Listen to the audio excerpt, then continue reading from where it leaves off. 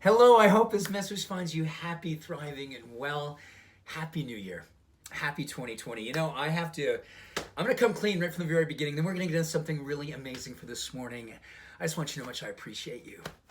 I had to pull myself together this morning before I hit the go button because I was feeling such a sense of emotion, a sense of gratitude, a sense of courageous purpose and desire to make sure that you and I meet maybe like we've never met before. This morning there is something so good, something so rich, so vital, so deeply full of light and love that we get a chance to allow ourselves to lean into. There is a tailwind that the universe has behind us right now, that God has behind us, that everything that is so much bigger than all of us is behind us and asking us to understand about what this morning, about what this year, about what this decade is asking of us.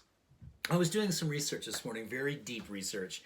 I was trying to figure out the understanding of how 2020, I said, yes, this number feels so rich. It feels so awakened. It feels so alive. What does 2020 actually hold for us spiritually? So I dug in.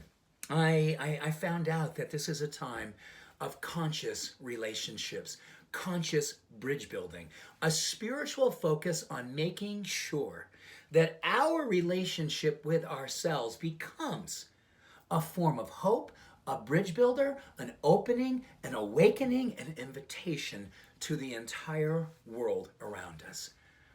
Just let that wash over your heart. Let that soften you. Sit with that. Sit with that beautiful truth. 2020 is conscious relationship building. And there are two ways that science is telling us that we do this in the most beautiful way. And it connects to intentions. It connects to changing our life, because you may be holding for yourself this morning, I want more material wealth. I want more vitality, more well-being. I want more love. I want more peace. I want more grace. Here's how we get all of those things. And then the second piece to this beautiful opportunity. Self-compassion. That is my intention for myself, and I want you to consider as an intention for yourself.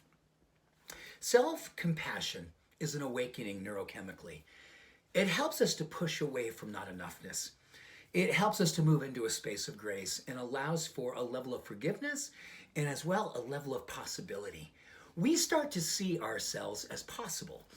We start to outlove parts of ourselves that we know in a limiting way that we would so love to step into and just know that we are holding the truth of who we really are. And we are not allowing any history, any baggage, any stuff that we know and deep in our truth that we go, you know what? That is absolutely not coming with me in this new decade. I have dragged this around for 20, 30, 50, whatever years, and I am not bringing it with me any longer. Self-compassion is a release system. It'll allow you to identify what you no longer want, what no longer makes you feel alive, what no longer makes you feel love, and let you let go. And as you're letting go, you start to fill yourself with possibility. It's neurochemical, it's spiritual, it's emotional, it's possibility, it's beautiful, it's the truth of who you are. Here's what's so amazing. We know that self-compassion literally unmasks the parts of ourselves that we know are not true any longer. Maybe they were never true, but we just allowed them to become us. And we never really gave ourselves permission to do the deep work of what 2020 allows us to do. There is a quantum tailwind behind us. The universe, God, the light, something so much bigger than all of us that is really behind all of what is wanting us to become right here and right now.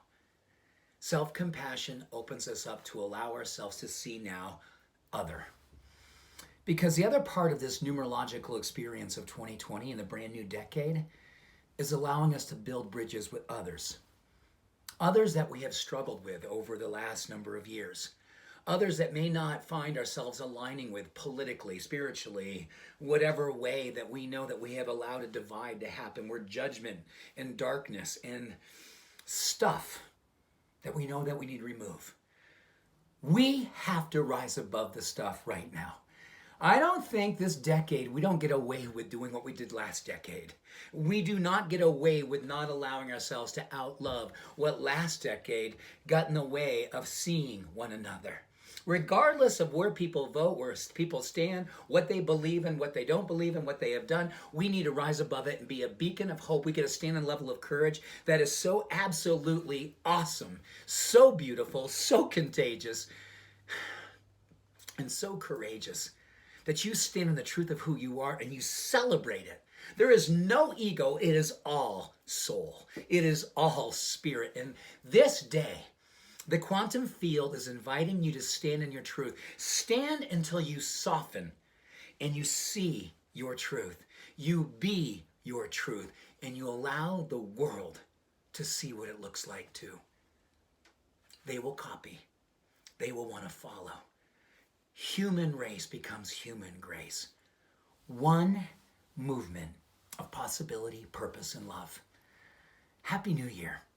A celebration begins in you and as you. Own it, allow it, shine it. I love you and I celebrate you. Happy New Year.